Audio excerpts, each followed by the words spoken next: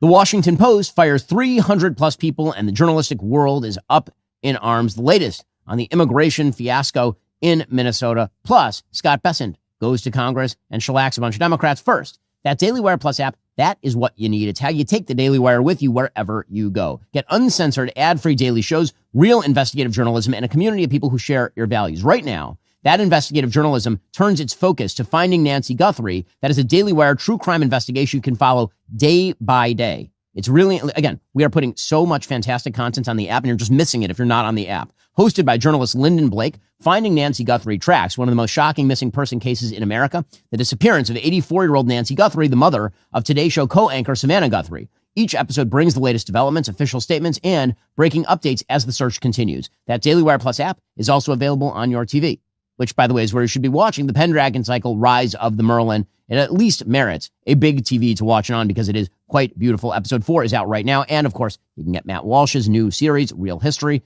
and of our brand new show from Matt Fradd, Pint's Last Call. Download the Daily Wire Plus app on Roku, Amazon Fire TV, Fire Stick, Apple TV, Samsung, Vizio, LG Smart TVs, and, of course, the App Store and Google Play. Well, tragedy occurred in the Bezos universe yesterday when 16,000 people were cut from Amazon. This is what the media were very, very concerned about. Amazon said that it was going to cut some 16,000 corporate employees. The first round of cuts in October led to about 14,000 white-collar employees receiving pink slips. And even at the time, Amazon was talking about 30,000 job cuts. So, of course, people in the world of journalism, they were deeply affected. They were really upset about the tens of thousands of people who are about to lose their jobs at Amazon, one of the most successful companies in America and in the world. Oh, I'm just kidding. They didn't care about that. They barely covered that. That lasted in the news for like 5 seconds. What they are really, really upset about in the Bezos universe is that the Washington Post is going to lay off 1/3 of its staff. Oh, no. So the Washington Post is cutting, wait for it, 300 plus jobs. So I'm just going to point out where the sympathies lie. 30,000 people lose their jobs at Amazon because Amazon is cost cutting and reevaluating thanks to AI. And the journalists are like, well, you know, those are people who work at Amazon. Those might be factory workers. Those might be middle management. They're not us. But at the Washington Post, they laid off the third string journalist in Gaza, who may or may not be a contractor for Hamas. They laid off the race and ethnicity reporter for the Washington Post. And my God, the American promise has been sullied and violated. No, this cannot be. According to the Wall Street Journal, the Washington Post is cutting 1/3 of its staff, slashing hundreds of jobs across the newsroom and other departments in an effort to trim costs and reshape coverage. The layoffs will affect journalists in nearly all news departments, including the sports, foreign, technology, and breaking news teams, as well as business and technology staff. The executive editor, Matt Murray, wrote in a note to newsroom staff on Wednesday, if we are to thrive, not just endure, we must reinvent our journalism and our business model with renewed ambition. Unclear how many of these cuts are coming from the newsroom. The Post is closing its sports department in its current form, but is going to retain some roles in that coverage area. It's also shrinking its international coverage, and it will focus on national news and features, investigations, and advice on health and wellness topics. The Post will continue to have some correspondence in about a dozen international locations, and they're going to focus on issues mostly related to national security because that's what readers actually want to hear. The Post lost $77 million in 2023. $100 million in 2024. It had significant traffic declines because digital media is a tough business. We know we are in it.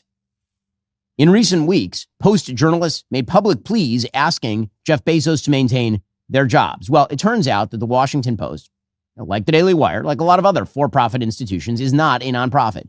If journalists wish to start their own nonprofit and get a bunch of left-wing funders to put millions of dollars behind their jobs, they are free to do that. And there are, in fact, organizations that operate as charitable organizations that do acts of journalism on occasion.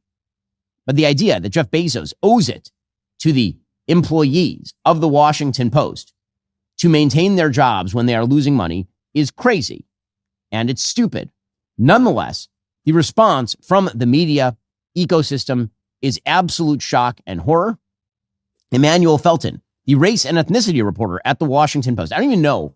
How are you the race and ethnicity? Is there breaking news in the race and ethnicity area? Is evolution occurring? Like what is happening that you need like a reporter on race and ethnicity?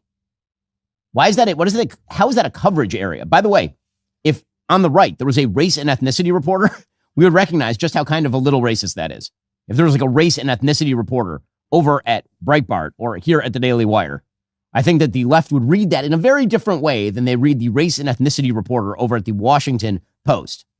So Emmanuel Felton put out a statement, quote, "I'm among the hundreds of people laid off by the Post. This comes 6 months after hearing in a national meeting that race coverage drives subscriptions. This wasn't a financial decision. It was an ideological one." And he says the other reporter on my team covering race was also laid off, as well as the editor in charge of race coverage across national. The team covering America beyond DC is now 90% white. Oh no. Oh no. You mean that people covering issues, they're going to be covering issues without regard to the race of the reporter? That sounds terribly not racist. We can't have that. Obviously, this was a decision driven by Jeff Bezos' inherent evil white racism, says the guy who gets paid to talk about racism all day long.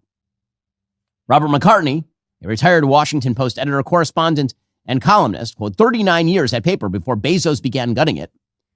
He says, reader asks, is democracy dies in darkness now the mission statement? Okay. Do you remember when the Washington Post decided after Donald Trump was elected, this is before Bezos bought the paper, that they were going to retitle, they were going to put on their masthead the statement, democracy dies in darkness, the idea being that Donald Trump was an inherent threat to all things democratic and the Washington Post would hold him responsible. Yeah, that worked. Great job, guys. Breonna Tucker, the national politics breaking news reporter and the National Association of Black Journalists Political Task Force chair, put out a statement, quote, I'm affected by layoffs at the Washington Post today. There aren't enough words to describe the immense privilege and profound responsibility I've felt since hired at 25 as an editor. As a black woman covering politics, a dwindling cohort today, that feeling is magnified.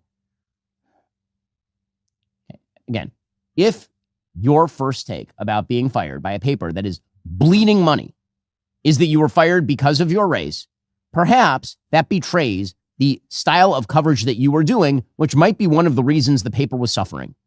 I don't know, I'm just going to put it out there, that if you see everything through a racial lens and your paper for whom you are reporting keeps losing money, and then you get fired, and in your firing statement you talk about your specific race, maybe you were part of the problem, not part of the solution. Maybe. Peter Baker, over at the New York Times, the chief White House correspondent, put out a tweet, quote, Jeff Bezos' wealth in 2024, $194 billion. Jeff Bezos' wealth in 2025, $215 billion. Jeff Bezos' wealth today, $249.4 billion. Net increase in Bezos' wealth since 2024, $55.4 billion. Cost of Bezos' 417-foot super yacht, $500 million. Amazon investment in Melania, $75 million. Original Bezos purchase price of the Washington Post in 2013, $250 million. Bezos' net worth in 2013, $25.2 billion. Net increase in Bezos' wealth since buying the Post, $224.2 billion. Last reported annual losses of Post, $100 million.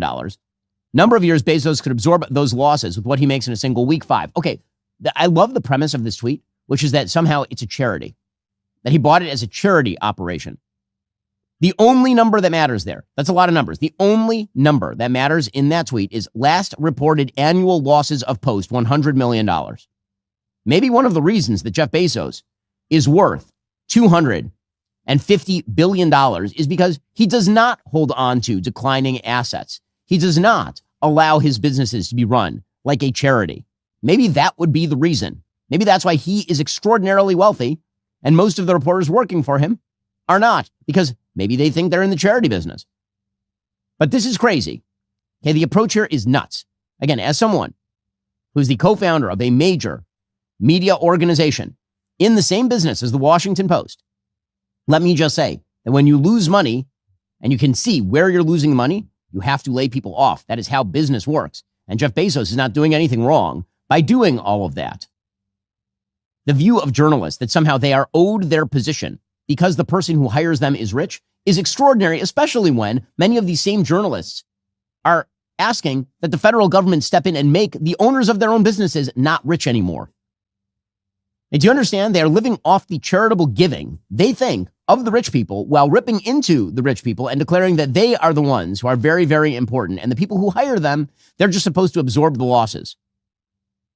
That's an insane tweet. It really is crazy. Bernie Sanders, complete leech on the ass of American society for the last 8 decades, a useless human being in the extreme, put out a statement, quote, if Jeff Bezos could afford to spend $75 million on the Melania movie and $500 million for a yacht to sail off to his $55 million wedding to give his wife a $5 million ring, please don't tell me he needed to fire 1/3 of the Washington Post staff. Democracy dies in oligarchy. What is this? He doesn't need to.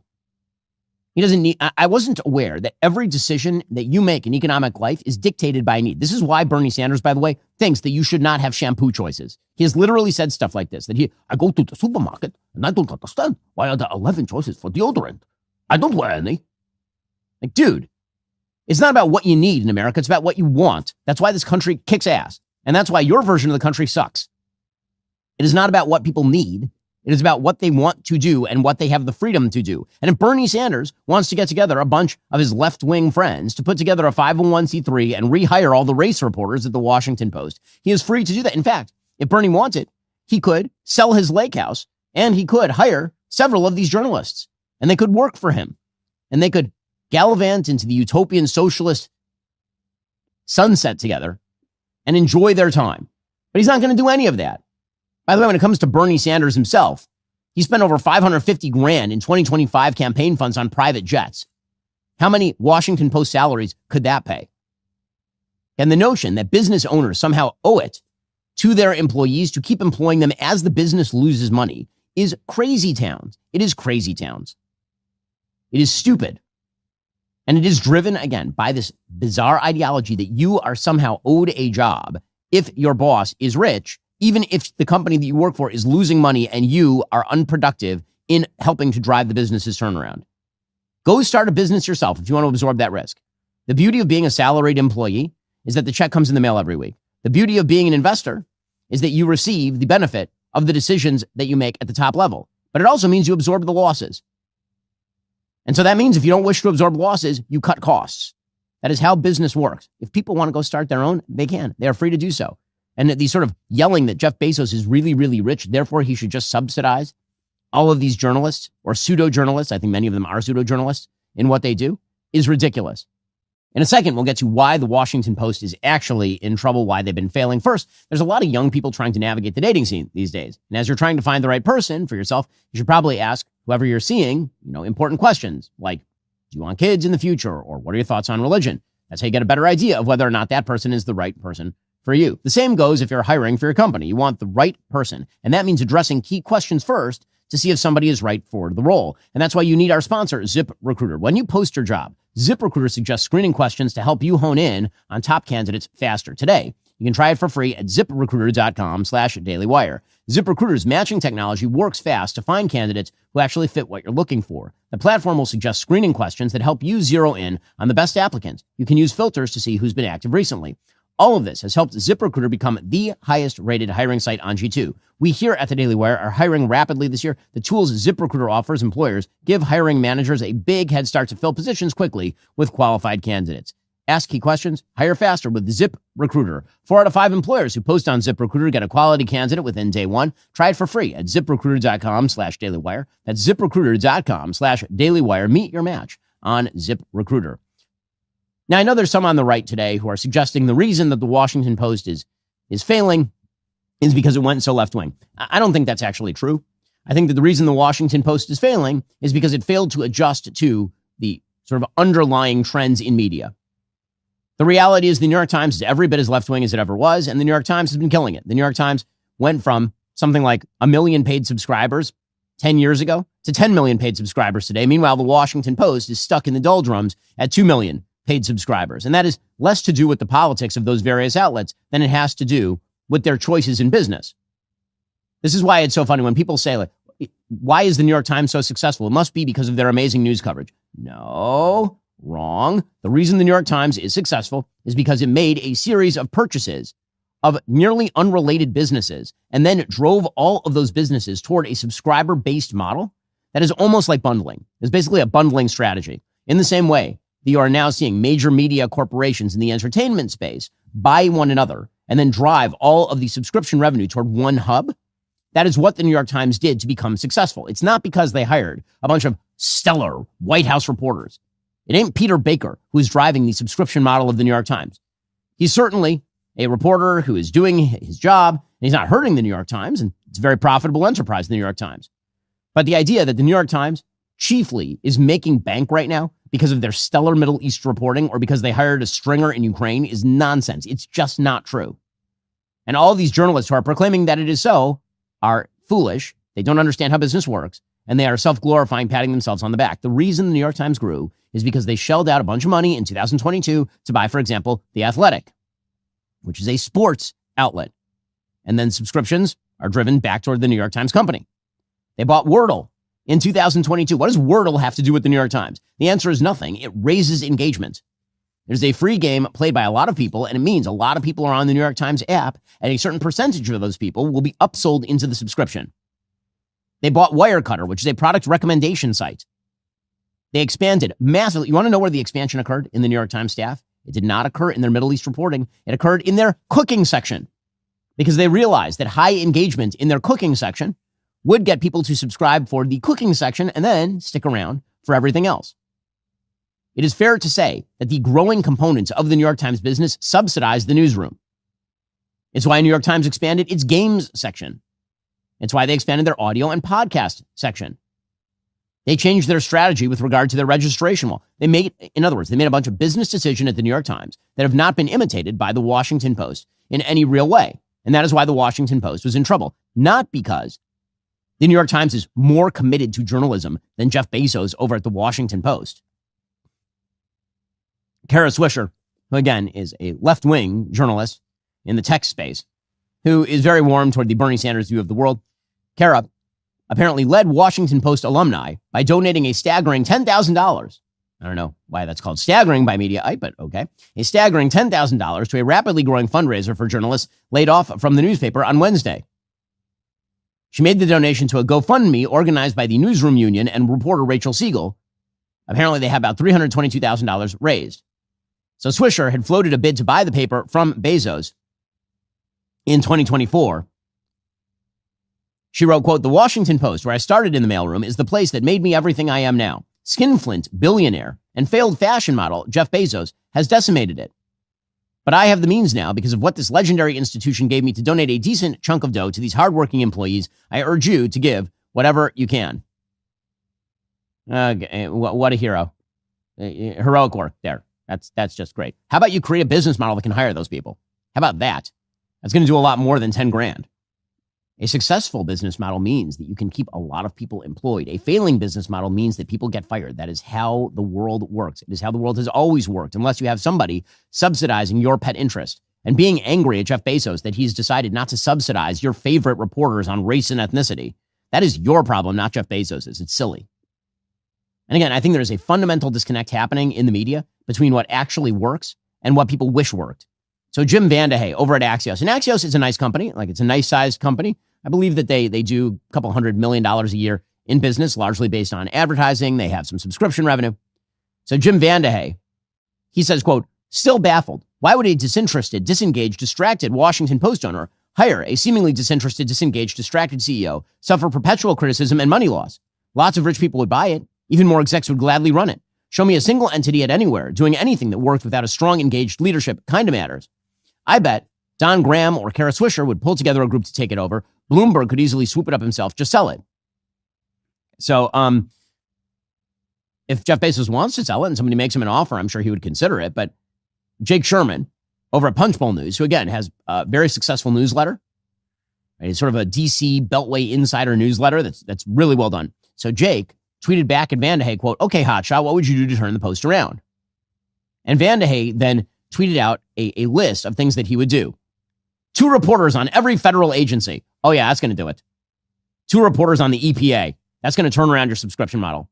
Entice Post stars who left to return as service to their city, profession, and nation. They talk a big game on X. Call their bluff. Who are these Post stars of whom you speak? If they were stars, they wouldn't have been fired. Do you mean people that no one has heard of but who have 100,000 followers on Twitter? Is that who we're talking about right now? Those are the people? 2 reporters on each of the top local biz sectors, defense tech, lobbying and influence. Buy Punchbowl. Bonus thought. Buy The Information. Poach Peter Baker. Work with philanthropists or ProPublica to fund investigative public trust with stories made available to other outlets upon. Yes, go to ProPublica, the left-wing organization that is dedicated to half misinformation.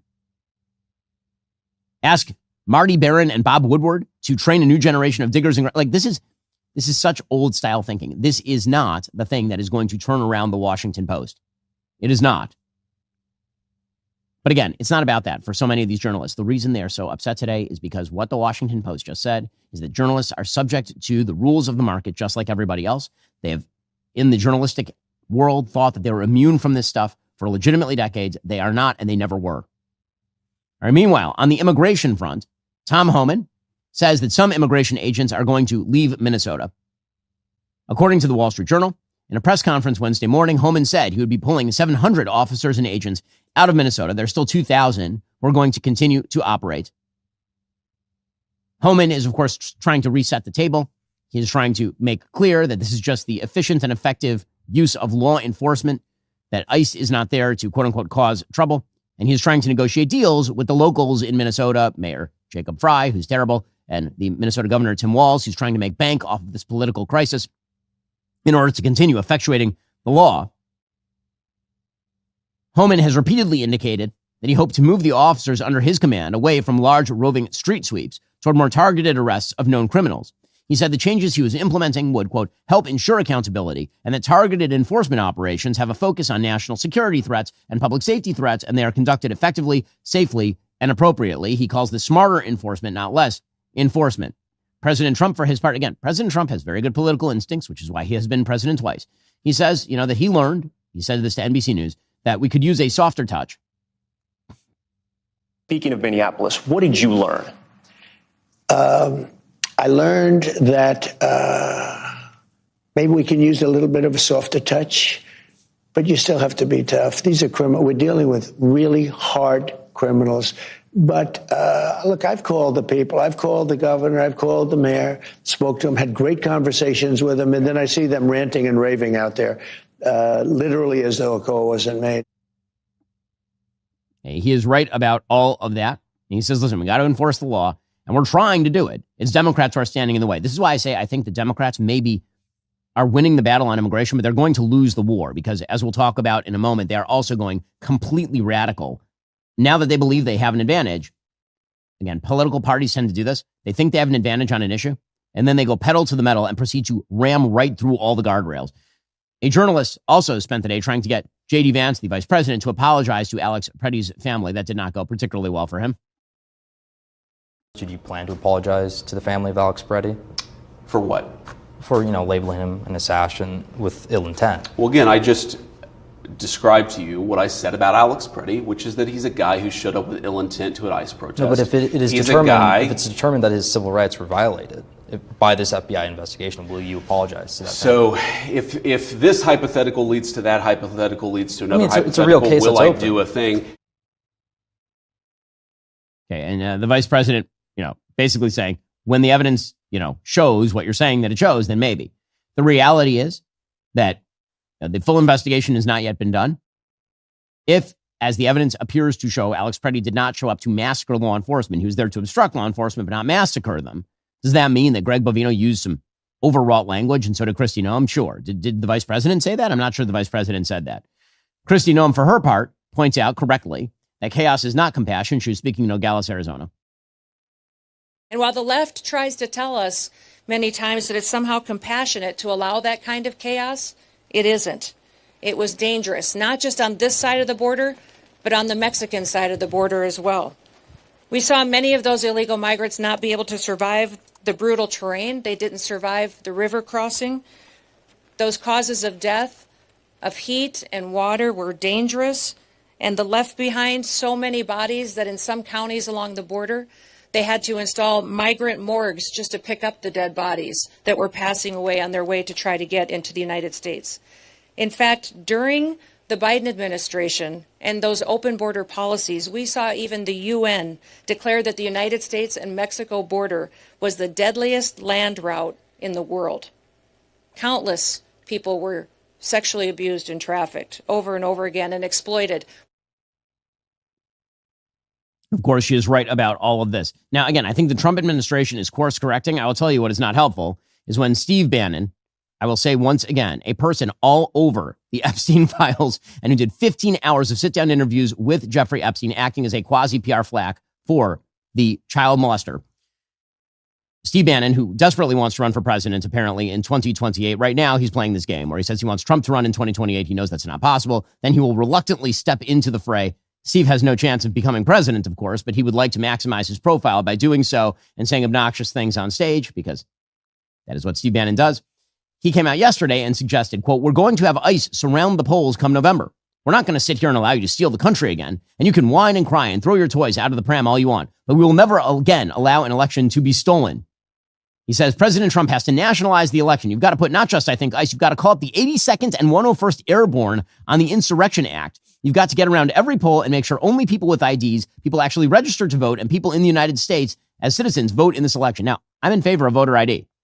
I'm very much against voter fraud. But what Bannon is trying to do here is actually play into the Democrats' hands. That's actually what he wants to do. Steve's a clever character, but again, what he is doing here is fairly obvious. What he would like to do is say the most outrageous thing to get the base to cheer and rally around him, and then have the left attack him in order to maximize his own profile. The Trump administration is moderating its rhetoric for a smart reason, because they would like to see their mission actually effectuated. Democrats are looking for precisely that sort of rhetoric in order to jump on it. Meanwhile, the Democrats, again, continue to go too far on their side of the aisle. Representative Ayanna Pressley, the Ringo Starr of the squad, she says that this is fascism and now is the time to fight fascism. Each of you have shown immense courage, and it is time for Democrats to show that same courage and fight against fascism. As we negotiate funding for DHS, we have a real opportunity to do more than express concern. We have the chance to reject this campaign of terror, and we have a responsibility to do so. So, again, this is going to be the take by Democrats. Minnesota, it does result in some fairly funny things, how crazy the left is being on this issue. My favorite clip yesterday was a clip of a woman who identifies as a member of Minnesota Ice Watch setting up a checkpoint. I believe it was Melissa Chen who pointed out that this lady is actually rationalizing her way to borders from first principles, which is pretty hysterical. We are literally creating a place that we know who's coming and going in and out of our neighborhoods. In the middle of the road at 32nd and Cedar Avenue, a makeshift roadblock turned this intersection into a roundabout. Cars slowed as drivers noticed, some honked, others asked questions, and one man brought food for the people standing watch. They're knowing who goes in and out. I mean, that sounds very much like a border right there. Good job. And the media, of course, are fostering all of this. This is the thing they want, all of which is leading to a new Democratic push for yet another possible shutdown. They want to curb ICE's power by apparently pressing for judicial warrants to be used in arrest of illegal immigrants as opposed to administrative warrants. There's some of the things that they are looking to do. Joining us on the line to discuss the legality of what Democrats are now pushing in the House and the Senate is Gene Hamilton. He's president of America First Legal and former Deputy White House Counsel. Gene, thanks so much for the time. Really appreciate it. Thanks for having me on.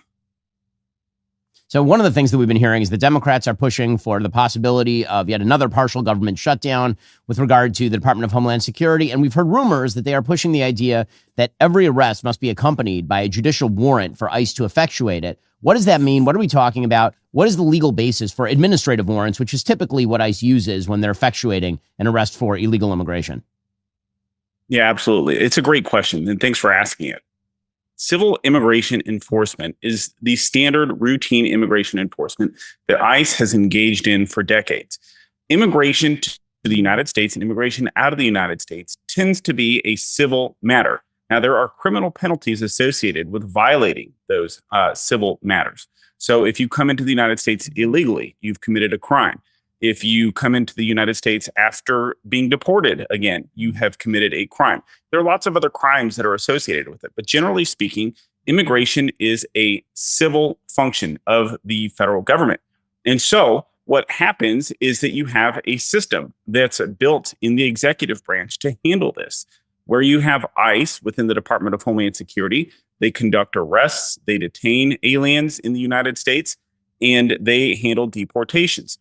their cases, if they have a case that's being heard in immigration court, people have heard about the immigration court backlog, all kinds of different things. Those are actually Department of Justice lawyers who are functioning as judges who are adjudicating the cases. There's no involvement of Article 3 of the federal court system. There's no involvement, and it's never been that way. And it's for good reason. It's because these are cut and dry civil offenses. This goes to the ultimate authority of any national government anywhere across the world. We're not talking about really complicated legal trials that are at issue that need to be heard before an Article 3 judge, and there's going to go to the Court of Appeals and then the Supreme Court, and there's going to be some massive precedent-setting case that's going to arise that had to arise in an Article 3 district court context. Everybody knows, anytime you get involved in litigation in federal court, it's going to take time. It's going to take years to adjudicate a civil claim. It often takes a lot. It can take, depending on the complexity, a long time to adjudicate criminal cases. So with that background and that table setting, imagine if ICE, every time that they wanted to go arrest an alien, instead of being able to do it on their own, like Congress directed in the immigration laws, ICE has authority to conduct warrantless arrests in many different circumstances, and the warrants that they do use are administrative civil warrants. But now imagine if they had to go to a federal judge every single time that they wanted to go arrest an illegal alien, they wanted to engage in some kind of action. It would crush the federal court system. The volume would be absolutely crushing. There's already 1-something million cases pending in the immigration courts today. There are millions of illegal aliens who are here today. It would suck up every resource that's present in the federal government now to be able to adjudicate these matters. And so it's for good reason that they're not currently done that way. The Democrats in Congress, they know this, and they want this to come to a crushing halt. I mean, they just don't want anybody to be deported. And so they know that if they toss this thing on, that if you're an average American and you're just kind of sitting there thinking, oh, well, that doesn't sound so bad. Why couldn't they go get a judicial warrant? They know that the end game is the complete slowdown and stoppage of the immigration enforcement in the United States, which means that they would achieve their objectives while Donald Trump's in office that they were trying to do while Joe Biden was here, which is, of course, bring in as many people as they can, don't deport anybody, and see what happens to the electorate. Yeah, I think one of the things Democrats are relying upon is that when people hear warrant, the first thing they think of is law and order. They think of a judge granting a warrant. They don't know that there are these things called administrative warrants. And I think people really don't sort of engage with the law enforcement system this way frequently. So they don't think about the idea that if you're arrested, for example, for going 100 miles an hour in a school zone, it's not as though the cop is pulling you over, calling up a judge and asking for a warrant to arrest you. They're just arresting you. And this sort of attempt to jerry-rig a rationale for not arresting people is pretty astonishing, which goes to the sort of Democrats' new attempt, and it really is, it's not new, but it's certainly ramped up, to obstruct federal law enforcement in general. So Tom Homan, I believe, the border czar, has done a much better job of laying out exactly what the Trump administration is trying to do than the DHS Secretary Kristi Noem. But the things that DHS has been doing, that ICE and Border Patrol have been doing in Minneapolis, these are well within the purview of ICE and Border Patrol, and they always have been, going back through the Clinton or Obama administrations, the Biden administration. Yeah, look, we are talking about immigration enforcement that used to be routine, bipartisan matter that people agreed upon. Hey, if you're an illegal alien, you need to go home. You need to be deported. Now, especially if they say you're an illegal alien who's committed additional crimes in the United States, it used to be universal consensus that even that population needed to go. You can look at old quotes and clips from Hillary Clinton, from Barack Obama, from Joe Biden, from every Democrat that has been on the national scene over the last several decades. And they used to say these things.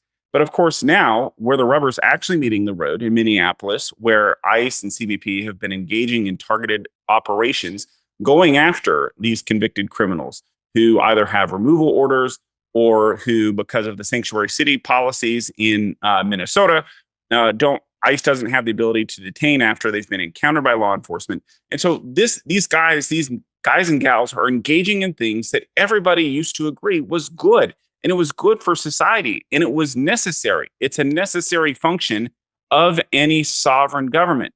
But yet, what we see now through the agitators present in Minneapolis, present across other cities across the United States, well-funded, well-organized, being pushed from all kinds of different folks behind the scenes, all kinds of different Marxist networks behind the scenes that are trying to create this image of resistance, of overreach by the Trump administration. And they're trying to do this because they want to convince the average American that they have more in common with the struggles of some illegal alien who came here and committed multiple DUIs, and that somehow it's the modern civil rights fight of the day. This is just like Rosa Parks during the civil rights movement. And so if you're not aligned with Rosa Parks, then my God, you must be a fascist. You must be a Nazi. You must be all these kinds of different things. And it's because this is just the Marxist worldview time and time again coming out in different ways, in different manners, where they have to create this constant clash, right, between classes. They have to create this illusion of this constant fight so they can maintain their fundamental ideology, which at the root of which leads to the destruction of our society. So when we of our constitutional republic, and so when we see what they're doing on the streets of Minneapolis, when these are things that were routine, these are things that happened under administrations of both parties years in the past, maybe not to the number that we're seeing today because they didn't have the same types of personnel, they didn't have the same types of resources, but things that were done. And now they're trying to turn it into the modern, civil rights fight of the day. I think you can kind of understand what's happening here and what their ultimate objective is. Yeah, Gene, I think that the point that you're making here also underscores why the Trump administration really needs to retail the best version of its PR, because this obviously is a chaos operation with a massive PR angle. It is not an attempt to prevent law enforcement from committing some sort of crime. It's an attempt to obstruct law enforcement through the mechanism of bad press, essentially. And so that's why, when I'm critical of Kristi Noem in the way that, for example, she characterizes situations like Renee Good or Alex Preddy in the immediate aftermath, and that creates a backlash that is unnecessary. The sort of low-key, let's go enforce the law approach of a Tom Homan seems significantly better calibrated to achieve the goals of the administration than the sort of colorful chaos that sometimes seems to attend some of the people who have now been actually put out of camera view in the Trump administration. People like Greg Bovino. Yeah, I mean, look, there are lots of folks with lots of different views on the PR angle here. And look, again, immigration enforcement is not anything new per se. Now, we might have forgotten about it for the last 4 years as a society because Joe Biden didn't engage in any of it. But immigration enforcement, arrests of illegal aliens or of aliens who have committed offenses in the United States, is a very routine thing. It's a routine part of life. It's something that every nation with the means across the world does every single day. Try to go violate the immigration laws in China. Try to go violate the immigration laws in anywhere else in the world as an American, and you will face the enforcement of those immigration laws against you. You'll be deported. You'll be put in jail. You'll be any number of things potentially done to you. And so we're not unique in our need, in our desire to engage in this type of law enforcement operation. It doesn't do anything to make us less of a country or less of a people to actually deport folks who have violated our laws. In fact, quite the opposite. It's very what's most upsetting to me is that when you look at a lot of the ties and connections that are being laid out kind of in public discourse about what these groups were involved in, especially in Minneapolis, you look at their signal chats, you look at who was in those groups, people who aren't just agitators, but people allegedly who appear to be members of government, members of other non-governmental organizations, members of all kinds of aspects of society who are appear to be conspiring together to impede the enforcement of our laws. And what they want is they want to draw out this kind of backlash. They want to draw out this kind of conflict for the reasons that we've discussed earlier. because then they can say, oh, look, these fascists are overreaching. They're doing too much. They're running around on the streets. Now, you as an American citizen, you're at risk of being, detained by ICE, which is just garbage. Statistically speaking, it's complete and absolute garbage. But it is their end goal. And of course, PR does have an aspect here that is important for the American people to pay attention to. Well, that's Gene Hamilton. He's president of America First Legal, former deputy White House counsel. Gene, thanks so much for the time and insight. Thanks for having me on. Okay, meanwhile, Scott Bessent, the Treasury Secretary, was on the Hill yesterday speaking with the House Financial Services Committee, and it got pretty feisty. Democrats tried to go up against the Treasury Secretary. It seems there was a pretty significant IQ gap between many of the Democrats and the Treasury Secretary, who is one of the more intelligent people in American politics. Whatever you say about Scott Bessent's actual perspectives on things like tariffs, and, I have some quibbles.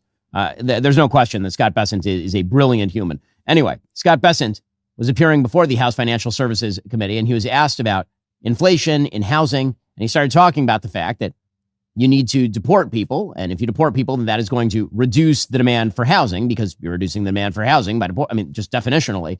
Maxine Waters had a problem with this. Again, one of the great hilarities of the U.S. Congress, that Maxine Waters, who is as corrupt as the day is long, has been sitting on the Financial Services Committee for decades. I believe the ranking member does not understand the definition of generalized inflation versus one-time price increases.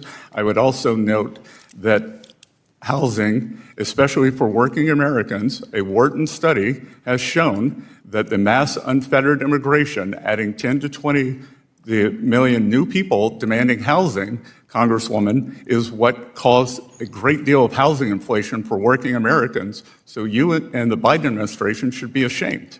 Which is also why we are seeing rents. There was just a recent media story on this. Rents are going down partially because of that enforcement. So Mr. Secretary. Yes, it is supply and demand continues to work. 10 and 20 million immigrants Can you took shut up the up? housing stock of working Americans. Okay, so that was Maxine Waters telling Bessent to shut up because she wanted to seize back her time. Having participated in some of these hearings, I truly believe that not televising hearings would be better for the country, because all it is mainly are Congress people who are posing for the cameras, Maxine Waters being a key representative of that particular view on how hearings ought to be used. Scott Bessent was also quizzed by Representative Gregory Meeks on committing to investigate alleged corruption in the Trump administration. Here's how that went. All you have to ask is yes or no. No, Congressman. All you have to ask the is yes or OCC no. is an independent entity, and I would know, Congressman, I take that as a no. You traveled to Venezuela I take that as a no.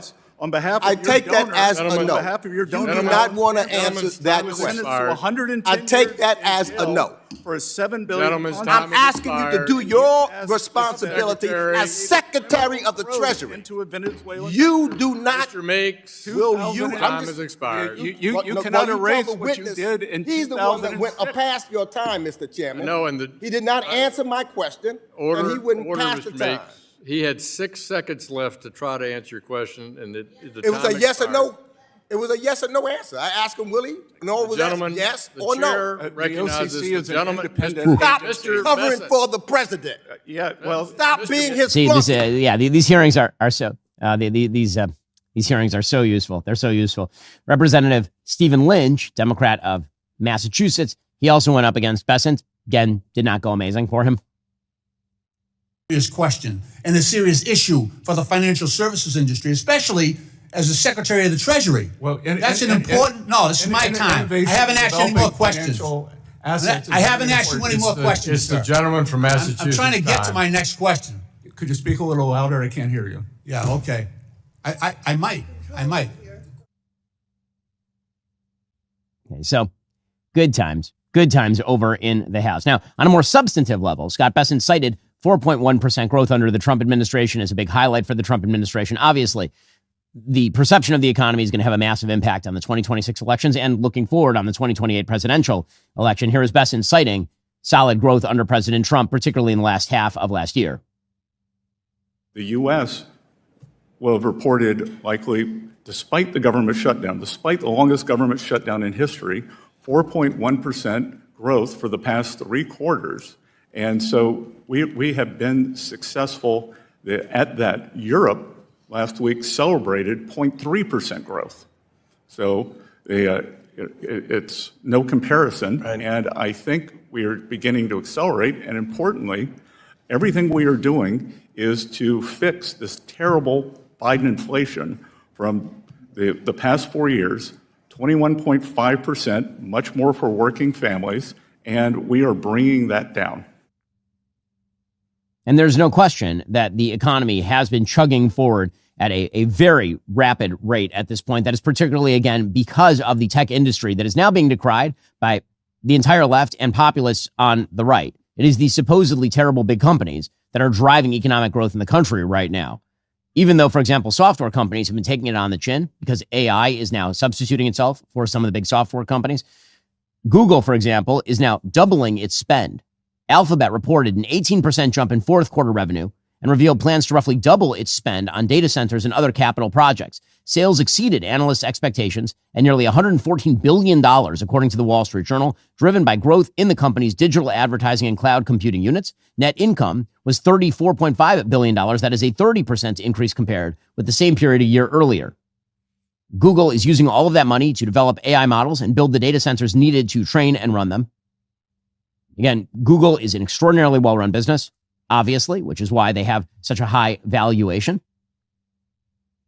Now, there are some problems that the Trump administration needs to move on if it does wish to shore up the growth numbers that it is currently pursuing. In my opinion, the tariff uneasiness is leading to an unnecessary dampening of economic growth. Now, Scott Bessent did go up against Maxine Waters on tariffs and inflation, and here's what he had to say. Quote, tariffs are inflationary. Did you say that at that time? Yes or no? No. Okay, thank you. Okay, again, I want to be clear, so just let me ask you, are tariffs inflationary? Yes or no? According to the San Francisco Federal Reserve, with 150 years of data, yes or no? Tariffs do not cause inflation. San Francisco Federal Reserve. Well, last November, as the Trump administration finally began to realize that affordability issues in America are not a hoax. Now, again, Scott Bessent suggesting there that tariffs do not cause inflation. Well, when it comes to inflation as a generalized phenomenon, as he has pointed out, as opposed to one-time price increases or temporary price increases, it's not tariffs generally that cause inflation. It is bad monetary policy, loose monetary policy. As Milton Friedman famously suggested, inflation is anywhere and everywhere a monetary phenomenon. With that said, the study that he is citing does not claim that tariffs aren't inflationary. The study that he is citing says, quote, our results suggest that immediately following an increase in tariff rates, the unemployment rate tends to increase and inflation tends to fall. This pattern suggests that at first, the effects of tariffs more closely resemble a negative demand shock. That is, consumers and businesses pull back their spending, which slows economic activity and also slows down inflation. Over time, however, economic activity picks back up and inflation then increases to a higher rate than it would have been without the tariff increase. In other words, there's an immediate pullback in spending. That creates deflation because people aren't spending as much, so the prices go down. Then people come back, they start spending again, but the prices, because supply is restricted, the prices are a little bit higher than they would have been.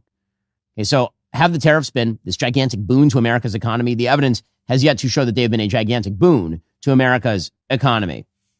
The other area where the Trump administration, again, I think that they, this is not unique to Trump. This is every single politician in America with very few exceptions. The willingness to simply ignore our massive debt crisis is going to cause a problem. It won't cause a problem in the moment. It is going to become a bigger and bigger drag on the economy. Yesterday, President Trump suggested that we shouldn't have to worry about the national debt because our growth will make the debt look small. We have now, with me, and with all the money, I've always been good at money. And with all the money coming into our country, we're a rich country again. We have debt, but we also have growth. And the growth will soon make the debt look very small. Okay, I wish that were true. I wish that you could simply grow your way out of a $39 trillion debt. But no, that is not the case, actually. Our current debt growth, if you annualize it, is almost 7%. The current deficit is 5.9% of GDP, which means that if you wanted to make up, the deficit alone, you would have to grow at a massive rate. To make up our annual deficit this year, for example, we would have to grow at a 12 to 15% rate, which of course is not going to happen. If you wanted to reach what's called a primary surplus, which means more is collected in taxes every year than is spent on everything except the interest. With the current tax rates and with the current economic growth rates, you require 3.2% GDP growth continuously for the next 30 years. And that would not solve the debt. That would just solve sort of the deficit. So growth alone isn't going to do it. At some point, we're going to have to look as a country at all of the measures that we don't want to look at, namely our spending. We have a spending problem. We do not have a tax revenue problem. Our tax revenue is at all-time highs. We have a spending problem. And that spending problem grows worse and worse as every single party in American life pledges to spend more on more things. George Will makes what used to be a fairly rote conservative point. It's kind of amazing that this is, I'm old enough to remember the Tea Party when we worried about these sorts of things. That wasn't that long ago. That was 2010. George Will says, as the national debt is a few months from reaching $39 trillion and perhaps $40 trillion by the end of the year, it is puzzling how unperturbed the political class is. Or perhaps not. Writer and political agitator Upton Sinclair said it is difficult to get a man to understand something when his salary depends upon his not understanding it. Or pretending not to, says George Will. A bipartisan congressional consensus more alarming than partisan rancor is there are no long-term fiscal gains without intense short-term political pain. So, because today's congressional careers do not yet seem likely to coincide with coming dire consequences, let them come. He points out that according to the Committee for a Responsible Federal Budget, there are 6 possible crises scenarios. 5 are dramatic. The 6th is less so, but most alarming and also most likely. First, you could have a financial crisis where investors look at how fast the debt is accruing and say, we're not going to invest in bonds anymore.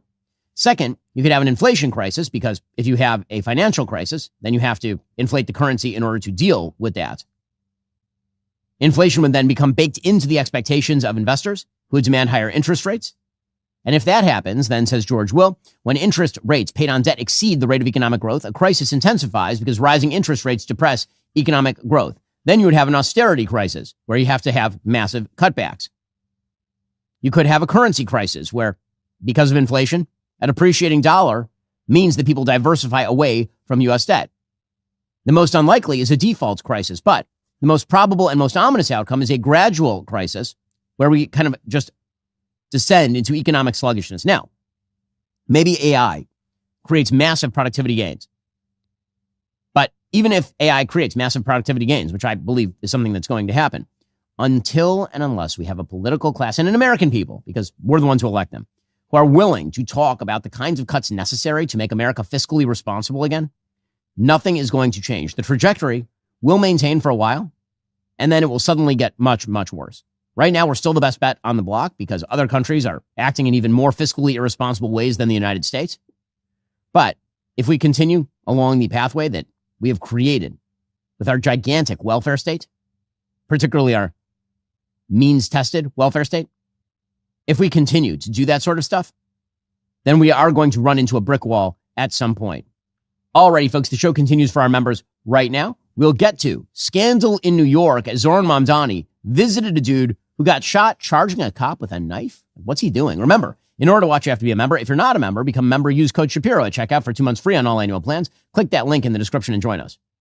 Nancy Guthrie, Savannah Guthrie's mom, is still missing. We'll bring you all of the updates, plus the President of the United States at the National Prayer Breakfast and getting himself into hot water for a pretty awful Truth Social post. But did he even know what he was posting at the time? We'll get into all of it first. This is an excellent weekend to become a Daily Wire Plus member. A Daily Wire Plus membership gives you everything you need for a full weekend of watching and listening, starting with Finding Nancy Guthrie. That is our first ever true crime podcast unfolding in real time. The series follows the ongoing investigation into the disappearance of Nancy Guthrie. Got careful reporting, real-time updates as it all develops. Membership also unlocks full access to the Pendragon cycle Rise of the Merlin with new episodes every Thursday, plus the premiere of Matt Fradd's new show, Pine's Last Call, Real History of Matt Walsh. Episode 2 drops February 23rd and coming soon. Ben After Dark returns for Season 2 on February 13th. We'll be bringing you live coverage from Washington, D.C. for the State of the Union, February 24th. You get access to the conversations, investigations, and cultural moments that matter all in one place. If you're already a Daily Wire Plus member, your weekend is covered. If you're not, now would be the perfect time to join. Head on over to dailywireplus.com. Become a Daily Wire Plus member today. The nation awaits more updates on what is going on with Nancy Guthrie. That is Savannah Guthrie's mom. That is the biggest unfolding story in the country right now. The kidnapping of the 84-year-old mother of the TV star has, I think, set a lot of people on edge, and for very good reason. Apparently, according to the New York Post, Nancy Guthrie's purported kidnappers claimed in a ransom note sent to TMZ that the 84-year-old TV host mom is safe but scared, and they know exactly what chilling demands are being made for her return. The note apparently was sent to TMZ 2 days after Guthrie's mom was reported missing and demanded millions in Bitcoin be turned over to avoid consequential repercussions. This, of course, is very scary stuff. Savannah Guthrie went on national media yesterday to plead with the kidnappers to release her mom. Obviously, it's an act of evil. There have been reports that neighbors had spotted some suspicious vehicles outside Nancy Guthrie's home earlier in the week, a van that was parked down the street. Here is Savannah Guthrie pleading for the release of her mom. Our mom is our heart and our home. She is 84 years old. Her health, her heart is fragile. She lives in constant pain. She is without any medicine. She needs it to survive. She needs it not to suffer. We too have heard the reports about a ransom letter in the media. As a family, we are doing everything that we can. We are ready to talk.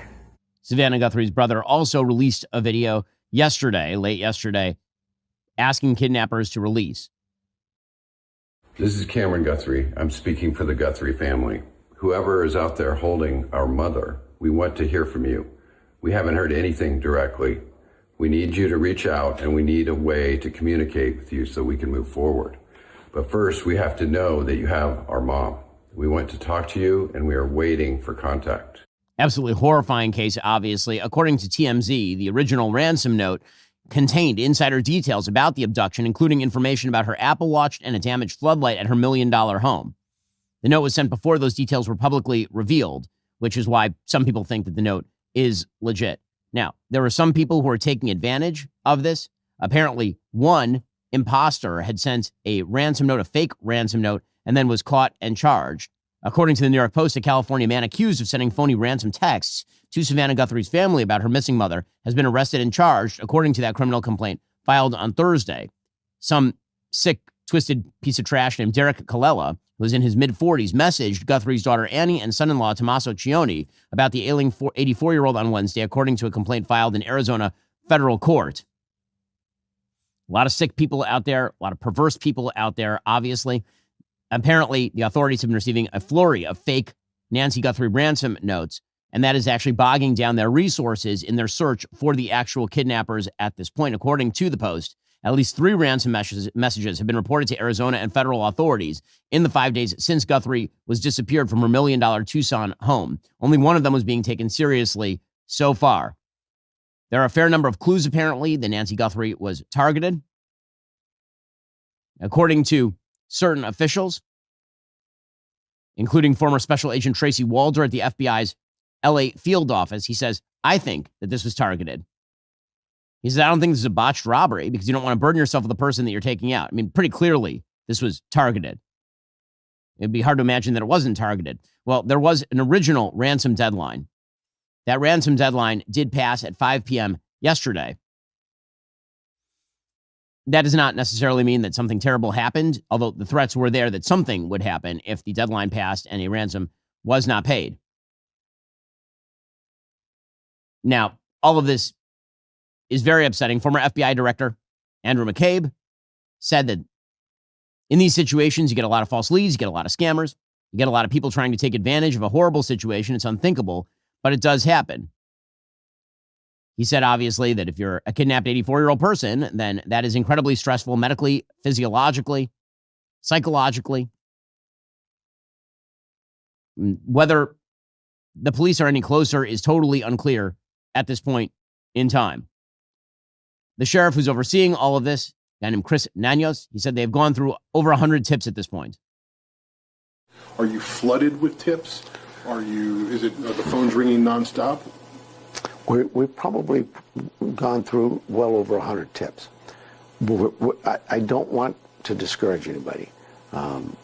All tips, there's no tip too small. We want all that information. Nanos added that what had been described to him was a very disturbing scene. He said that the specific ransom note that they are taking very seriously, again, contained details about things at the house that were accurate. This one came to me in a text, and I read it, and it concerned me right away, where I thought, all right, I have a great search and rescue team, very robust. They do amazing things, but I felt like something didn't sound right to me. And so I advised them right then, you should be calling our homicide team. What didn't sound right? You know, I can't get into that because it's part of the case, but they described to me a scene that just disturbed me. We'll bring you more updates. You can check all the updates over at the Daily Wire app, where we have a podcast that is covering ongoing developments in the Nancy Guthrie case. We'll get to more on all this in just a moment. First, you know what holiday our sponsor Pure Talk celebrates? President's Day, because they believe wireless service should only cost you a couple of presidents, just a Jackson and a Lincoln, which is $25 a month for unlimited talk, text, and plenty of data. Think about it. That's the cost of 1 or 2 meals out versus the hundreds that Big Wireless charges families every month. There's no reason wireless service actually needs to be that expensive.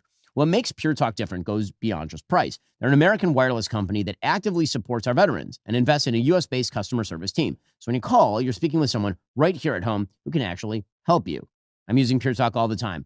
I have to help run our business using my phone. It's very important to me that those calls be clear, and Pure Talk makes that happen because they have the same tower network as the big carriers. So enjoy superior 5G coverage without the inflated price. Just $25 a month for talk, text, and plenty of data. No contract, no cancellation fee. What precisely are you waiting for? Head on over to puretalk.com/Shapiro. You'll get 50% off your very first month. Again, that's puretalk.com/Shapiro, and make the switch on over to Pure Talk. I rely on them every day. You can do the same. Head on over to puretalk.com/Shapiro. Get 50% off your very first month of coverage.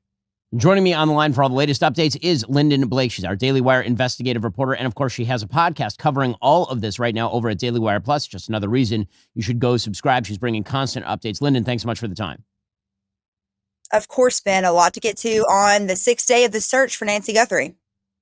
So we've heard, obviously, that the first deadline in what police believe to be a real ransom note has passed. What is the next deadline? What sort of consequences were threatened, if any?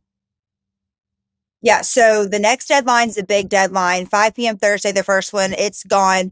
The next one was Monday. And KGUN, one of the outlets that reported receiving the ransom note, they gave details on what it meant if that deadline wasn't met on Monday. And they said the note threatened to kill Nancy if payment for the millions of dollars in Bitcoin wasn't received by Monday. So again, those two stations in Arizona, the local news stations plus TMZ, all got the same ransom note. That's new information that we learned during Thursday's press conference, was the news outlets that got the ransom notes were the same. And again, it hasn't been authenticated as, yes, the person that wrote this ransom note has Nancy, but this is a ransom note that the family has now addressed on camera twice. It's the one that the family is taken seriously, and the FBI that's looking into the ransom notes and kind of heading up that part of the investigation made it clear that they can advise the family on what to say. We saw Savannah reading off a script. We saw her brother on Thursday night reading off a script.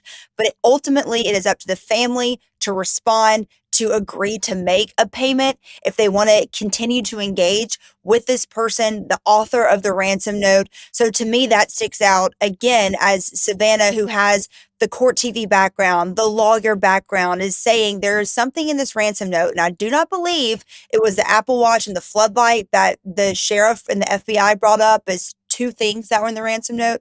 I think there is more in that ransom note that is personal, that the family is saying, this seems legit, we're engaging. So meanwhile, on Tuesday, we had talked about this, that Ashley Banfield had reported that Nancy Guthrie's son-in-law, Tommaso Cioni, might be the prime suspect, but that apparently has been walked back and called reckless by the Pima County Sheriff Chris Nanos. Yeah, so when they did walk it back and it was called reckless, they did also say, though, that no one is ruled out. Of course, they're talking to the family, and that is something that Ashley Banfield, since we last talked, Ben, has not walked back on, that she is sticking by her law enforcement source that says the brother-in-law may be a prime suspect in this case. But again, Pima County Sheriff Chris Nanos said that they have no prime suspect. They have no person of interest. Day 6 here in the search for Nancy Guthrie.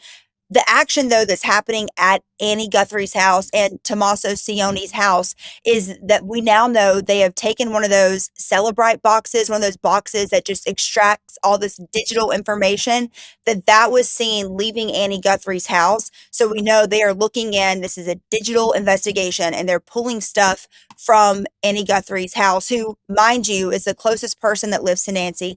And Something else that was walked back relating to Tommaso and Annie Guthrie during Thursday's press conference was the sheriff has told news outlets that it was Tommaso that dropped off Nancy Guthrie Saturday night.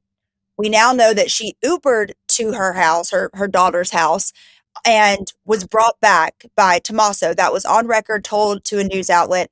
That was walked back during Thursday's press conference, and the FBI was asked about it, and they quickly exchanged at the podium, and the sheriff comes up and he goes, "We're just saying family. We're just saying family." So I thought that was interesting. That was walked back, as well as forced entry. That had been on record, reported from authorities. That was walked back yesterday as well, when he was saying, "I don't know where that has come from. That's something we're not talking about." Also, just was a note that was unusual too. I'm not asking you to say that the window was busted in the kitchen, but now you're saying that we're not discussing forced entry or not. That to me is like the person knew how to get in the house. Yeah, so all of this obviously remains incredibly mysterious. Have we had any indicators from the Guthrie family that they are willing to go forward with some sort of ransom payment in order to free the mom? Or I assume that the question is whether the person is either legit or whether they do harm to Nancy Guthrie, even if they receive the payment. Yeah, well, there's no word if they're willing to pay. They want proof of life first. That's the big demand. They do want to move forward and open up that communication line, because the ransom note doesn't give any proof of life and it doesn't give a way to communicate. So that's why they're going out on Instagram. They're going out to the global platform and trying to be like, we want to talk. We want to communicate with you, but we want proof of life. They're not going to continue to play this fishing game. And now we know the imposter from LA was arrested that reached out to Annie Guthrie and tried to get Bitcoin, but they want proof of life and they want to open the communication. And I am assuming if they are going that far that they know this is legit, there would be talks about payment as well, because this is their mother. This is the grandmother that they obviously think is being held by this person of this ransom note. Obviously, we'll continue to keep tabs on all of this, but the person who you should be listening to is, of course, Lyndon, because she is hosting Finding Nancy Guthrie. That, of course, is our first ever true crime podcast. It is unfolding in real time, and it's following the investigation as it continues. Episode 2 is already out. Head on over to Daily Wire Plus right now and make sure that you subscribe so you can get all of the updates. Lyndon, really appreciate it. Thanks, Ben. Meanwhile, it does feel as though violence is becoming more normalized, high-profile violence. Yes, the murder rate is down across the country. Thank God for that. But it feels like the unhinged are finding it a particularly useful time to go after a wide variety of public figures. According to CBS News, a Maryland man who said he feared President Trump's reelection would lead to a fascist takeover is now facing attempted murder charges after he showed up at the Office of Management and Budget Director Russ Vaught's Northern Virginia home, wearing a surgical mask and gloves, according to court documents and sources familiar with the matter. The person who did the attack was arrested January 22nd by Arlington County Police on several criminal charges. During the course of the investigation, agents with the U.S. Marshal Service also discovered that this person had previously claimed to be writing a manifesto and that he had also drafted a series of notes detailing everything from a weapons stash to a body disposal guide. The court records show that the defendant is accused of plotting to murder a victim with the initials RV, who, according to the criminal complaint, has served as a presidential appointee.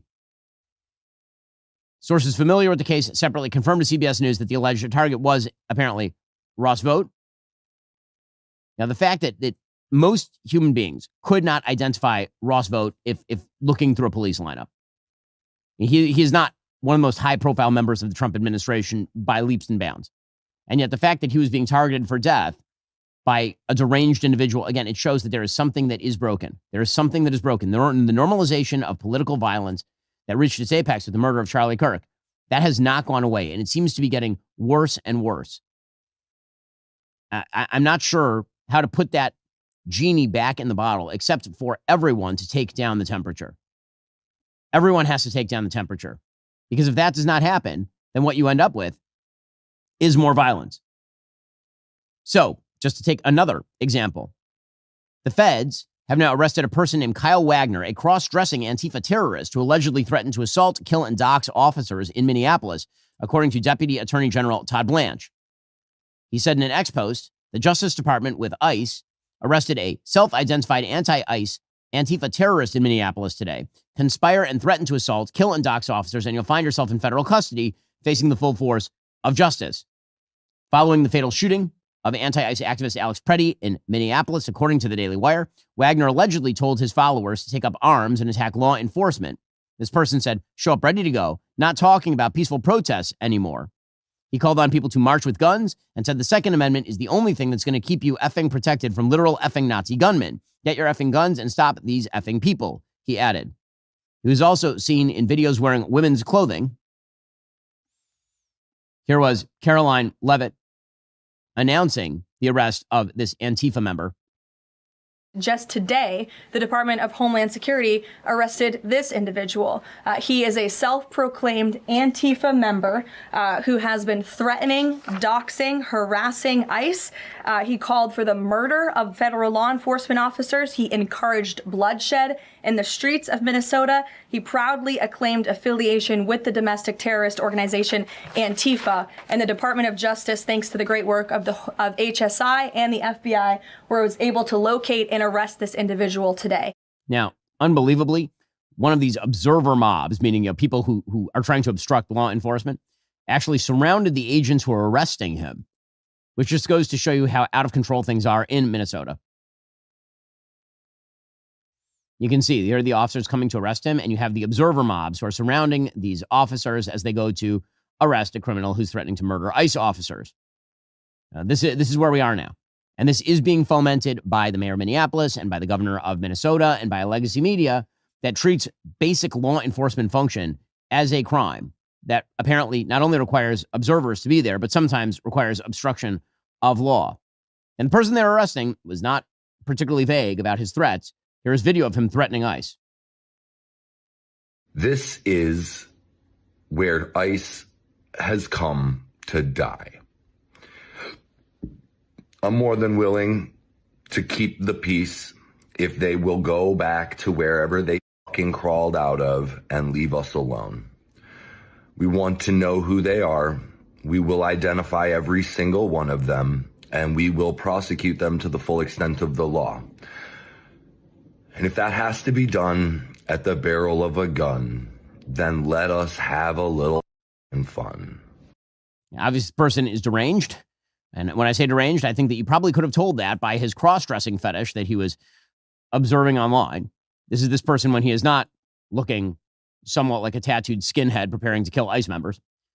This is, for those who can't see, this is him wearing a cutout bra and short skirt and some sort of pornographic getup as a man. So, yes, it turns out that we are, when you heat up the temperature politically, the way that it has been heated up, you should not be surprised when it starts to overflow with the craziest people. And that is one thing that you are starting to see more and more these days.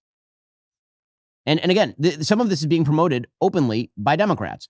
So, for example, Bernie Sanders was asked just yesterday if it's illegal for people to invade churches to protest immigration law, which, of course, is the subject of the Don Lemon arrest, among other arrests.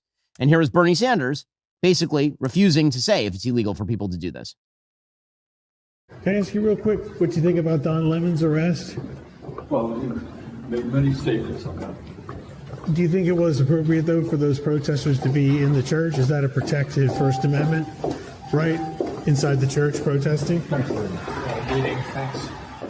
And there he is just walking away. Why is it hard to just say it's wrong for people to invade a church to do this stuff? I disagree with what ICE is doing, but it's wrong for people to invade a church. And the answer is that for the radical left and for the increasingly the mainstream left, the people who are violent, the people who are crazy, those people are just too wedded to the cause, meaning they are just too pure in intent. They're the people who are doing the real revolutionary work. And sure, we don't love what they're doing, but are we able to condemn what they're doing when they are really standing in heroic ways for the things that need to be done? This is the permission structure that has been created increasingly by the mainstream left for acts of violence. And it's happening all over the place. Yesterday, Alexandra Ocasio-Cortez was asked about Don Lemon and his husband, commended their bravery. I just have to give my kudos. It is not easy. And, I know that Don is at the center of this, but it affects all of our families. And so for you to stand up there and to be in this situation, I just want to commend the bravery of both of you. And just, kudos and the envy of everyone. Everybody wants a moment like that. So congratulations. And by the way, AOC spilling the beans at the very end there. Everyone wants a moment like that. Yes, Don Lemon was gaming for a moment like that. Absolutely. Being part of the resistance means that if you can draw law enforcement upon you, then you have now become a victim, even if you're the one who's allegedly committing the crime. For her part, Assistant Attorney General Harmeet Dillon, the Civil Rights Division, she says there may be as many as 40 people who are charged for entering the church and disrupting church activities under the FACE Act. How big is the universe of suspects? Right now we're talking about 10 people. Is it 15 people? Is it 20? There are 9 people who've been arrested pursuant to the indictment. I believe the total number of people involved in this, based on what we see on the videos that were streamed by the participants themselves, is probably closer to 40 people. Okay. Meanwhile, the rest of the Trump administration continues to say that the law must be enforced. This is where the left's overreach could really harm them, because it turns out Americans don't like this sort of radicalism very much. They really, really do not. Caroline Leavitt said that President Trump will not waver in enforcing immigration law. When it comes to any discussions about immigration policy, the president is never going to waver in his commitment to allow immigration enforcement efforts in this country and to support ICE and Border Patrol and the deportation of illegal alien criminals. And Leavitt also continued by pointing out that while everybody is very much focused on ICE and the supposed predatory evils of ICE, there are still illegal immigrants who are in the country and should not be here who are killing people. 4 Americans were tragically killed and lost their lives this week yet again from an illegal alien, an individual who was paroled into the country by the Biden administration using the CBP One app, which they created like it was a magic pass for Disneyland. That's not how immigration in this country should work. And this illegal alien from Kyrgyzstan was traveling on an Indiana highway, and he failed to brake for a slowed semi-truck in front of him. He swerved into the lane and he crashed into a van carrying 15 passengers, and 4 people were killed in that crash. This is another tragedy that could have been prevented if not for the wide open borders from the previous administration. That's why we now have a secure border. That's why this administration will continue to deport illegal aliens from our country. Yeah, we should point out at this point that one of the big reasons for the Trump coalition, and it is a coalition, one of the big reasons that Trump is able to manage a very unwieldy coalition is because it is not a conservative coalition. It is not a Christian coalition. It is an anti-left coalition.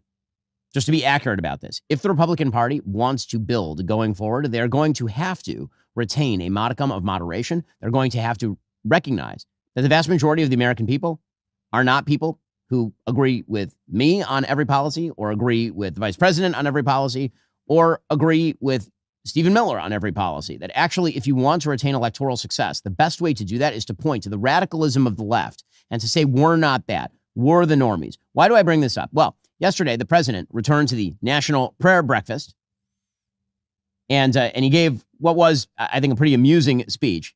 Bunch of high-profile attendees, obviously, including the Secretary of Defense, Pete Hegseth, the Attorney General Pam Bondi, Interior Secretary Doug Burgum, VA Secretary, DNI Tulsi Gabbard, a bunch of other people. And the president then proceeded to give a speech that was sort of religious in overtone, but one of the things about Trump that is fascinating is that he's been able to do things that a lot of Christians, conservatives, religious Jews like me like, that he's been able to do a lot of those things while maintaining a largely secular coalition. If you take a look, for example, at the Republican Party coalition these days, this is a graphic of religious affiliation by party affiliation in 2023. And so right before Trump's reelection. This is from PRRI and the American Values Atlas. If you take a look at the religious constituency of the Republican Party, what you see is that in 2013, about 10% of people who identified as Republican were religiously unaffiliated. Today, that number is 12%. In 2013, the percentage of people who identified as Jewish in the Republican Party was 0%. Today, it's 2%. If you look at non-Christian was 0%. Now it's 2%. Those incremental increases in the non-religious party affiliation inside that increase, that what would appear to be marginal increase in non-Christian affiliation inside the Republican Party is in fact not marginal, because the overall loss of sort of traditional religious constituency in the Republican Party is reflective of an overall loss of religiosity in the American public more generally. If you went back further, by the way, what you would see is a bigger slide, that the vast majority of Republicans used to be religious. Today, the majority of Republicans are religious, but an increasing percentage are not particularly religious. And it is pretty religiously diverse. 30% of Republicans in 2023 were white evangelical Protestants. Another 20% were white mainline non-evangelical Protestants. About 17% were white Catholics. That number has not increased since 2013. About 3% were Latter-day Saints. That's actually a decrease of 1%. You've seen a fairly significant increase in Black and Hispanic Protestants. And then you've seen sort of the other category has grown a fair bit. Now, that doesn't mean that the Republican Party should somehow abandon the moral issues that make the Republican Party the Republican Party. That's not my case. My case is that making the Republican Party non-ecumenical as opposed to ecumenical is a mistake. And you've seen this sort of move being made on behalf of some parts of the sort of trad-cath right, some of the quasi-integralists on the right, who seem to be making a move to break up the Republican coalition by suggesting that there is a vast religious revival that is happening in the country that is going to drive Republicans to victory. Those numbers do not exist.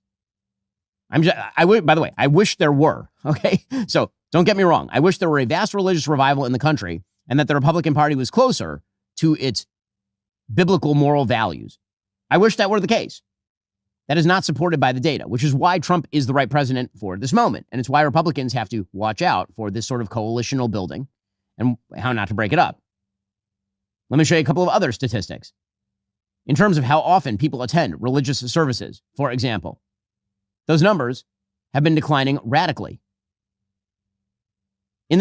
People who were born in the 1940s, 49% of those people who are now aged 75 plus essentially, those people, 49% of them go to church at least monthly. Today, people who are born 2000 to 2006, that number has been sliced in half, 25%. How about weekly? Same numbers. 40% for people who are 75 up, 18% for people who are aged 18 to 24. So when you talk about the increasing irreligiosity of the body politic, that is correct. So it is still true that on a political basis, the more religious you are, the more you identify as Republican. But one of the things that's really sort of fascinating is that even the people who identify in the top quintile of religion are not down the line in terms of their conservatism. That doesn't mean, again, that Republicans should abandon social issues. They absolutely should not. But it does mean that the more overt you are about the more marginal social issues, the more you are likely to lose the Trump coalition. The thing about President Trump, again, he's winning outsized shares of Christians and evangelicals and Catholics and all the rest of this. He's doing all of that because the left is crazy, not because he is campaigning as some sort of religious figure.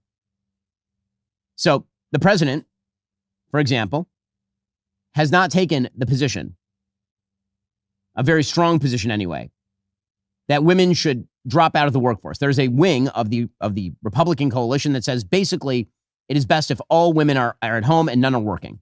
That is again a fringe wing that seems to be gaining credence in places like X. Okay, the reality in American politics, 34% of people in the highest quintile of religious observance believe children are better off if the mom stays at home to raise them. 1/3. Okay, so even the most religious quintile is not saying that. And that's, again, the top 20%, I'm sure virtually all of whom are voting Republican. When you look at all of these issues, 61% of people in the highest quintile identify with or lean toward the Republican Party.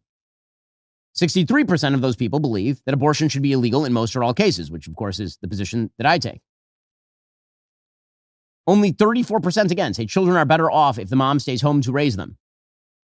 And only 37% say America risks losing national identity if it's too open to outsiders. In other words, the sort of trad movement, which, by the way, is sort of destroying itself online right now because it turns out a lot of the trad influencers are acting in very non-trad ways, shall we say.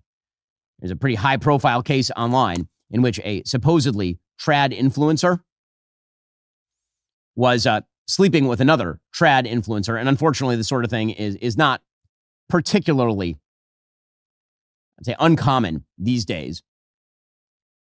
According to Will Sommer writing at The Bulwark, the online right has been shaken this week by a recording that suggests far-right podcaster Elijah Schaffer one of the biggest proponents of traditional or trad family values, may have had an affair with employee Sarah Stock, an e-girl and influencer so ostensibly traditional, her marriage was blessed by the Pope himself, right? This sort of stuff, unfortunately, there's a lot of hypocrisy in this particular area. The reason I'm pointing this out, again, if you wish Republicans to win, then presenting good policy with a moderate face, even if you have outsized rhetoric like President Trump, is a better path to victory than embracing the fringe positions taken by so many in the X space. President Trump can go to the National Prayer Breakfast and he can give what are at best sort of vague religious statements, and that's fine with people. And President Trump literally joked about making it to heaven at the National Prayer Breakfast. Here he was yesterday. I said, where? National Prayer Breakfast. I said, I'll be there. I'm afraid not to be. I need all the help I can get. I'm never going to make it to heaven. I just don't think I qualify. I don't think there's a thing I can do, but all of these good things I'm doing, including for religion, you know, religion's back now hotter than ever before. I mean, I have to tell you. But I said, even though I did that and so many other things, I named things, I said, I won't qualify. I'm not going to make it to heaven. And the New York Times did a front page story that Donald Trump is questioning his life and the meaning of his life. No, I was just having fun. I really think I probably should make it. I mean, I'm not a perfect candidate, but I did a hell of a lot of good for perfect people. That's for sure. Again, that sort of last line there, that he's done a lot of things for people. Again, I think that is why he's the president, has been president twice. President Trump also joked about Mike Johnson's religiosity, the Speaker of the House. In 2025, more copies of the Holy Bible were sold in the United States than at any time in the last 100 years. Now, how about that? How about that? Did you know that, Mr. Speaker? You know, Mike Johnson's a very religious person, and he does not hide it. He'll say to me sometimes at lunch, "Sir, may we pray?" I say, "Excuse me? We're having lunch, you know, the Oval. It's okay with me." But President Trump also says, listen, you have to believe in something. You have to have religion generally. And this is the American position. The American position is that biblical values are good and that we like the practice of religion in this country. Freedom of religion and freedom from government intervention in religion, that is the same amendment. And that is for a reason. Now, that broadly ecumenical approach is a winning approach for the Republicans, and pointing at the radical left anti-religious secularism of the left is a winning approach for Republicans.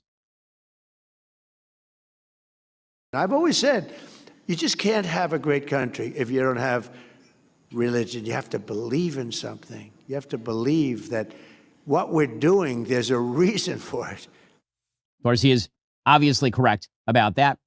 And President Trump has the pulse of the American people on the vast majority of issues, which is why he usually takes the 80%. Republicans need to continue to do that. The good news is Democrats are making it fairly easy. Democrats, for example, when it comes to voter ID, continue to take the position that it is Jim Crow 2.0 to do voter ID. That, of course, is unbelievably silly. President Trump says, listen, everybody wants voter ID. Democrats obviously would like to cheat if they don't want voter ID. It polls at 97%. And even the people, the voters, are at 82% for voter ID, but the leaders don't want to approve it. They said they will strike. They will not allow it to happen. It's polling at over 90%. It's called voter identification. When you go to the polls, you show, yes, my name is so-and-so, and I live in the country. I'm here. I can vote. They say that's not allowed. And no, everyone's trying to figure it out. And they do something to win. You know what it is? They cheat. But let's get on to another subject. Well, Bill Maher was with Stephen A. Smith, and they were both pointing out that it's very stupid for Democrats to call voter ID Jim Crow 2.0. Don't engage in that kind of hyperbole, because we're living in the year 2026, and when you start bringing up Jim Crow 2.0, you're trying to harken back to a time that most people recognize. No, we're not living in those times now. Of course, we've got our troubles, but we're not doing. Don't do that, because that's playing right into Trump's hands. Was I right in saying that? And yes, and you're factually right. It's this thing that he's trying to do with not conceding elections. That it's not primarily a racial issue. Not everything is primarily a racial issue. It has racial overtones, as does everything in this country. But yes, you're right. It's foolish to make it about that. Okay, obviously that is correct. Democrats keep taking the 20% on the 80-20. That is a very, very dumb bet. Now, when it comes to the 2026 elections, it is not as though Republicans are set to clean up. And the question becomes why. And there are a few key reasons. One is people still feel on tenterhooks about the economy. That is definitely one big reason. And another reason is because people are tired, man. I mean, let's just be real about this. People are very tired of the way that politics has been working in the country. A large part of that has been driven by the left. But it doesn't help when you have headlines like you have today about the stuff that the president has been apparently posting over at Truth Social. There's a video that he posted over at Truth Social that apparently contains an image of the Obamas as apes. Now, obviously, ugly, terrible, stupid, all those things. Do I think that President Trump even watched the whole video? I have serious doubts.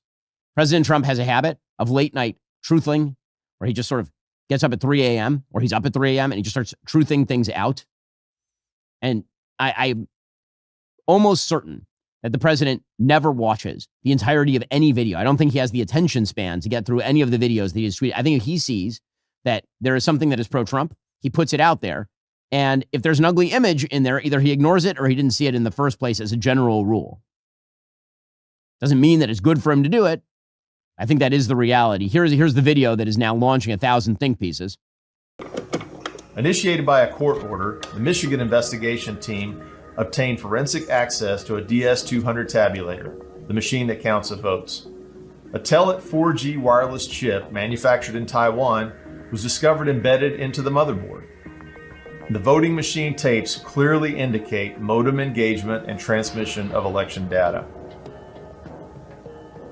Some of the anomalies that we noticed in the 2020 general elections, that 5 key states all stopped counting at a certain time in these key battleground states. These were all where the software, Dominion machines, ES&S machines were used, the Smartmatic, the GEMS software. So when the vote stopped counting, and this has been noted in other countries as well, President Trump was significantly ahead. When reporting and counting resumed, there was a massive spike occurred that favored Joe Biden.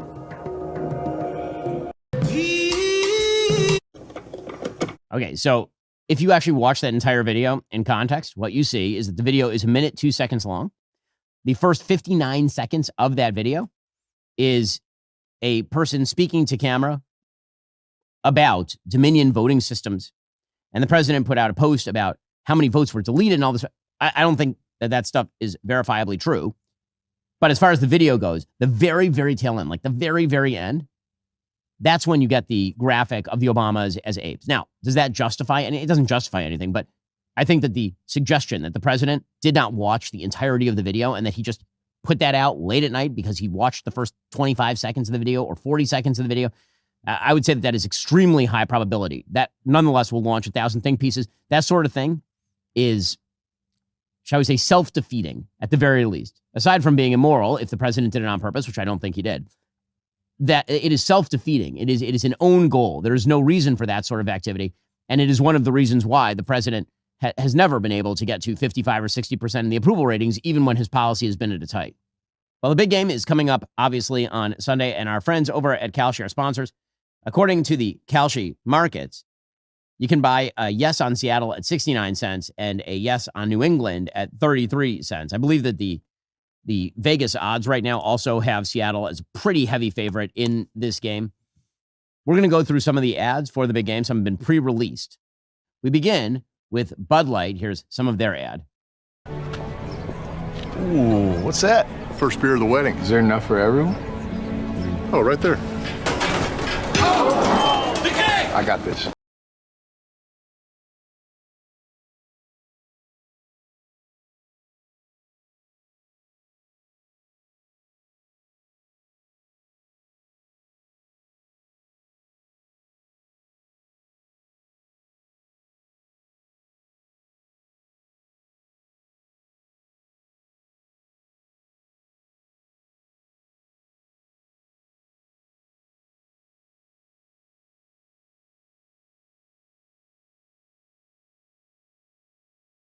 Oh, yeah, you can pause it. I'm man. That is not a good commercial. I mean, seriously, you have a high level of talent in that commercial, and I do not understand why you would use the talent that way. And I don't know whose idea that was. Not good. Okay, let's move forward to Dunkin'. Right, so they've got some celebrities for the Dunkin' commercial. Okay. Well, reactions, thoughts, Okay, we got love, Ben affection. Affleck. You can pause Hit me this. up, hit me up. Jason Let's talk Alexander. now. Cringe. I have monster Aniston. cringe. Golden cringe. I don't think he directed Argo. Did I tell you I destroyed this, burnt it, and disposed of all the copies? Yes, I did. Good news. I lied to you. Can I get a copy? Oh, God. No one can see this. Yeah. It's only gonna air once. Still holds up. Oh, God, Matthew. What? Okay, that's Mark. That's not the one you're going to see at the big game, so we have to call it because of copyright law on Sunday. Instead, I assume you'll see the actual unaired commercial. That's a smart preview at least. All right, Xfinity did a Jurassic Park crossover. Xfinity blowing it out on the Jurassic Park rights purchase. What did I touch? You can pause it. Okay, so you've got the original stars. Okay, fine. You've got Jeff Goldblum and Sam Neill in the car. They de-aged them for the commercial as well. Yeah, I was going to say, Jeff Goldblum, you never know, because honestly, Jeff Goldblum has been the same age since he was 12. But, okay. We're stopped. Fences are failing all over the park. Samuel L. Jackson, okay. John, Attenborough. I can't get Jurassic Park back online without... Whoa, this place is awesome. By the way, you should have plugged this in. Oh, so. Okay. I think we're back That's in clever. business. Okay, that's clever. That could have been bad. All right. So we're good. I like. Well, this is going to be a lovely. Okay, you can pause it. That was good. Okay, fine. I like that. That's good. That is a good use of Xfinity. That is the best of these commercials that I have seen. Well, they got all the original cast, including the corpse of David Attenborough. Right, David Attenborough died in like 2014. So they got the original cast, including the rights, I assume, for Richard Attenborough. So that okay. I like this. Is a clever use of movie placement. That is the favorite so far, for sure. Okay, Elf Cosmetics. Elf presenta. Get ready for the world's biggest reggaeton show. What's her name? Megan. I don't speak Spanish. Melissa McCarthy. Okay. Melissa McCarthy es Melissa McCarthy. I know this is Savvy's jam right Melissa. Here. I can hear you laughing from the other room, Savvy. Don't pretend. What day is it? Melissa, the big show is tonight. How is your Espanol? Adiós, soy un baño. Soy un baño. Normalmente. Okay, even I know no Spanish. No, that's funny. You need juicy lips so you can those R's. That doesn't even make sense. We have a lot of work. That's it. Yeah, I'm not into it. Also, yeah. Okay, we can stop it now because now you have a dude wearing the makeup in the background. Oh, you're gonna force me to watch this? Sombrero. By the way, you don't pronounce the R with your lips.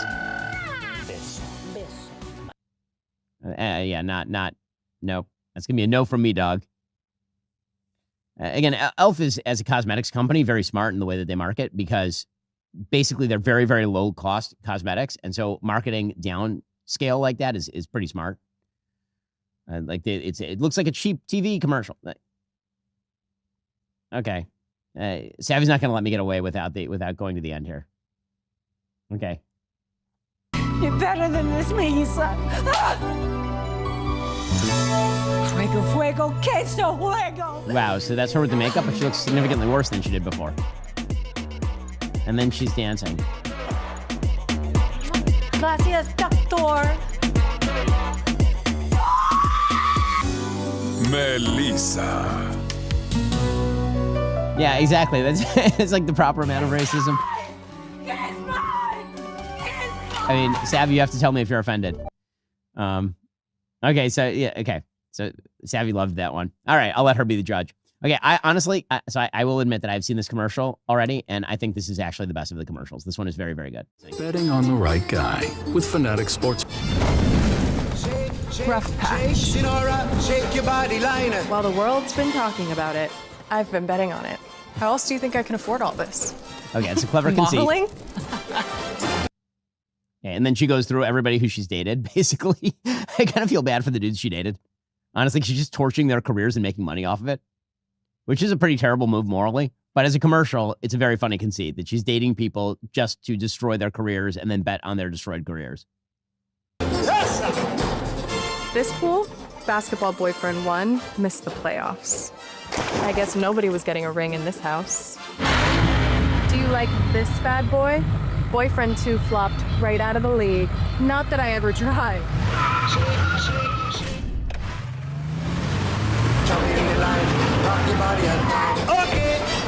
This cute jut! Thanks, boyfriend 3! But today, it's time to bet on something new.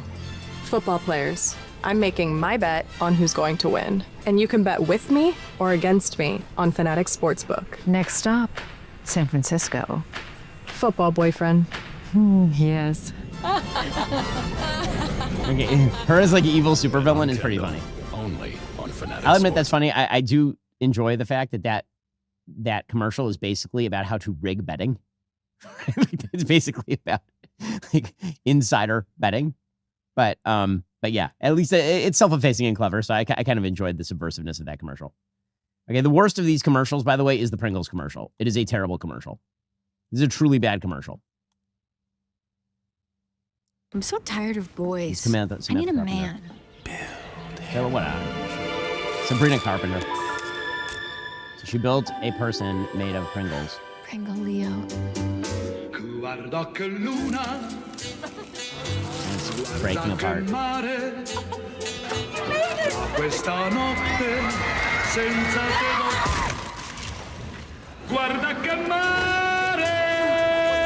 She's crying while cannibalizing her Pringles boyfriend. Okay, I don't even understand what that was supposed to be. They went into the ad department and they said, we have Sabrina Carpenter for a thing. And they're like, how do we do something with this? And that's what they came up with. Well, they can't all be winners. Okay, I've been told that I must do Novartis. Okay, here we go.